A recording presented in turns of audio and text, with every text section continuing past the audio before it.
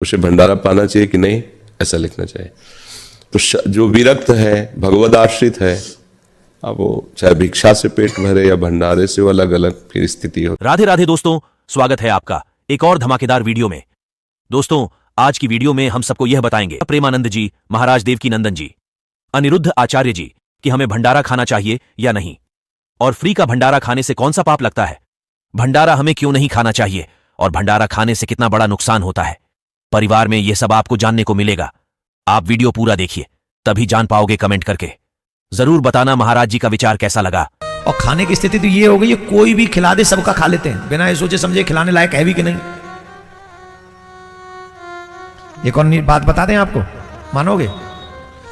जब तीर्थ में जाओ और वहां भंडारे बट रहे हो ना, मत खाया करो। ऐसे जीव के चटोरा आदमी हैं, कोई भी बांट रहा हो उन्हें खाने से मतलब। जो बांट रहा है वो अन्न के साथ साथ अपना पाप भी बांट रहा है, और जो खा रहा है वो अन्न के साथ साथ उसके पाप भी खा रहा है। खाओ बेटा, खाओ।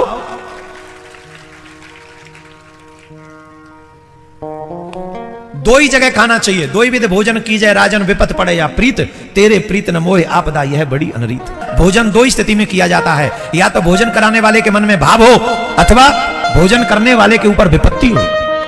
न तो मेरे ऊपर कोई विपत्ति है और न तेरे मन में भाव है, तो बता मैं कैसे तेरे यहां के भोजन करता। तो हम लोग तो किसी के भी यहां जाके खड़े हो जाते और खा लेते हैं, हाँ या ना?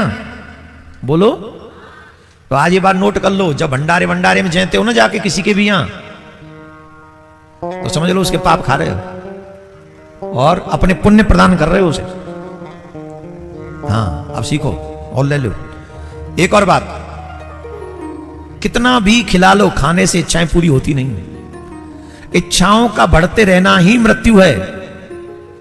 क्या जी? इच्छाओं का बढ़ते रहना ही मृत्यु है। इच्छाओं को पहचान लेना ही ज्ञान है। इच्छाओं का बढ़ते रहना ही मृत्यु है, इच्छाओं को पहचान लेना ही ज्ञान है, और इच्छाओं का त्याग कर देना ही वैराग्य है। उसे भंडारा पाना चाहिए कि नहीं, ऐसा लिखना चाहिए। तो जो विरक्त है, भगवद आश्रित है, अब वो चाहे भिक्षा से पेट भरे या भंडारे से, वो अलग अलग फिर स्थिति होती है। जो भजनानंदी जन होते हैं वो फिर भिक्षा वृत्ति स्वीकार करते हैं, क्योंकि भंडारे में कई तरह के अन्न का प्रयोग हो सकता है। मान लो किसी ने बड़ा पाप किया और 1-2 लाख कि चलो संतों को भंडारा, तो वो पाप का हिस्सा फिर बुद्धि में भ्रष्टता पैदा। लेकिन गृहस्थ को नहीं पाना चाहिए, कदापि नहीं। जहां भी प्रसाद ले तो बस इतना ले सकता है। मान लो कोई ऐसा कहता है कि भगवान का प्रसाद है, वो भी मंदिर में, गली कूचे में नहीं। ऐसे कोई हलवा बांट रहा है, चाय बांट रहा है, आप पी रहे हैं, गृहस्थ के लिए ये बात निषेध है। आप भक्त हैं, आप कमाइए गृहस्थ में और 4 को खिलाइए, धाम आए हो, आपको खाने की जरूरत नहीं है। आप उपवास कीजिए, आप अपने पैसे से खाइए, दूसरे धाम आयो, तीर्थ आए हो, मंगल करने के लिए आए हो। तो आप परिक्रमा भी बट रही, कचौड़ी पूड़ी हलवा या कहीं कुछ ऐसा बिल्कुल नहीं खाना पीना चाहिए। आप समझिए यहाँ जो हो रहा है वो दान हो रहा है। दान लेने का अधिकार आपका नहीं है, आपका दान करने का अधिकार है। आप गृहस्थ में हैं, पैसे नहीं है, मत कीजिए दान, पर लीजिए भी नहीं।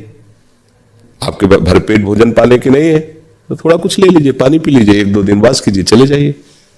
पर यहाँ किसी के यहाँ जैसे भंडारा हो रहा है, जाके बैठ गए खा लो। एक किसान था, वो खेत में हल चला रहा था, बैल जुते हुए थे, खेत को जोत रहा था।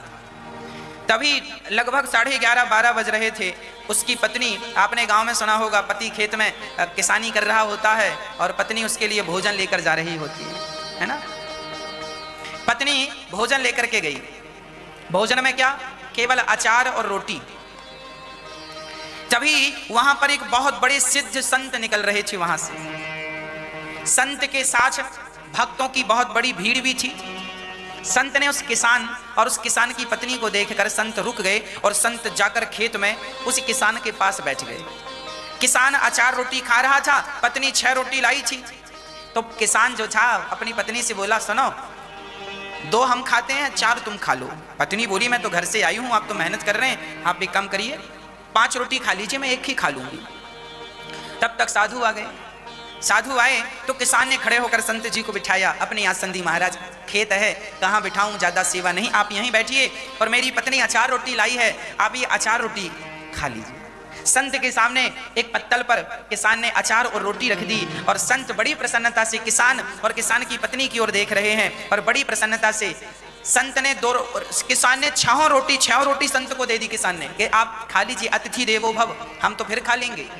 तो संत ने 2 रोटियां किसान को दी और 2 रोटी उसकी पत्नी को दी और 2 खुद ली और अचार भी तोड़ करके सबको दिया। और संत जब खाने लगे तो उनका एक बहुत बड़ा सेठ अमीर आदमी उनके संग था। उसने कहा, गुरुजी हमने आपके लिए 56 भोग रखे हैं, रसगुल्ला, रसमलाई, पूड़ी, पकौड़े, जलेबी, हलवा, बादाम, काजू और फलाना और ढिमका सब रखा और आपने वो सब छोड़ के अचार रोटी खा रहे हैं। तो गुरुजी ने कहा, चल तूने भी जो लाया है सब यहाँ रख। अब वो अभिमानी सेठ जो पैसे का बड़ा घमंड लिए गुरुजी के संग चलता था, मैं कोई कम हूं क्या? उस गुरुजी के सामने अचार रोटी भी थी और दूसरी तरफ उसकी पूड़ी, कचौरी और जलेबी और रसमलाई और जमाना भर का पकवान था। तब गुरुजी ने, बड़े सिद्ध पुरुष थे, तब गुरुजी ने उस सेठ की जो रोटियां थी, पूड़ियां थी, पकौड़ियां थी, जलेबियां थी, उन्हें हाथ में दबाकर दोनों हाथ से दबाया तो उनसे रक्त की धार निकल पड़ी। संत ने उन्हें दबाया तो उन रोटियों से सेठ जी की वो अहंकार भरा व्यक्ति, उसकी रोटियों से क्या निकला? दबाने से, निचोड़ने से रक्त निकला, खून निकला। और जब किसान की रोटियां संत ने दबाई तो दूध की धार निकल पड़ी। लोग स्तब्ध रह गए, महाराज ये क्या दिखाया आपने, इसका क्या अर्थ समझे हम? तब कहा सेठ जी ने कि देख, ये जो तेरे 56 भोग है ना, ये तेरी बेईमानी के कमाए हुए 56 भोग हैं। तू बेईमानी से पैसा कमाता है, लोगों का खून निचोड़ता है ना। तू आज देख लो, आप गरीब आदमी हैं, वो कहे कि मैं बड़ा गरीब हूं, डॉक्टर साहब जरा 2 पैसे कम ले लो। डॉक्टर कहते नहीं, पैसा तो इतना ही लगेगा, फीस तो इतनी ही है। सेठ जी जरा हमारे पास पैसे कम है, जरा आटा सस्ता दे दो हमें ना, पैसा तो इतना ही लगेगा। तुमने तुमने कभी उनकी पीड़ा नहीं देखी, उनका दर्द नहीं देखा। हर हाल में बस लूटते गए, गलत काम करते गए और उसी गलत काम से तुमने जो धन कमाया है, तुम्हारे बने पकवानों से देखो रक्त की धार निकल रही है। और ये किसान जो मेहनत करता है, हल चलाता है, मेहनत की रोटियां खाता है, तो भले वो बासी रोटियां हो, देखो उससे दूध निकल रहा है। मेहनत और ईमानदारी और सत्य की जो रोटियां हैं ना, वो दूध में डूबी हुई होती हैं, और पापाचार भ्रष्टाचार की जो रोटियां हैं वो रक्त में डूबी होती हैं। अब आप देख लो कि आप रक्त में डूबी हुई रोटी खाते हैं या दूध में डूबी हुई रोटियां खाते हैं। इसलिए आप अपने जीवन में अपना सत्य, अपनी ईमानदारी कभी ना छोड़िएगा। सत्य को जाने मत दीजिएगा। जमाना झूठ बोल रहा है, बोलने दीजिए। जमाना गलत कर रहा है, करने दीजिए। पर आप अपने बच्चों को, आप अपने आप को यही शिक्षा दीजिए कि हमें सदा सत्य के मार्ग पर चलना है। हमें नहीं खाना ज्यादा 56 भोग, हम दाल रोटी, नमक रोटी खा लेंगे, पर ईमानदारी से, बिना किसी का दिल दुखाए, सबका दर्द समझना, सबकी पीड़ा समझना, यही हम इंसानों का धर्म है, यही कर्तव्य है। नारद जी कहते हैं, आज तो सत्य का नाश हो, सत्यम नास्ति। आज तो सत्य कोई, हर जगह भ्रष्टाचार पनप रहा है। हाँ, हर जगह भ्रष्टाचार। आपका बच्चा स्कूल जाए चाहे ना जाए, घर में ही बैठा है, पर स्कूल वालों को फीस पूरी चाहिए।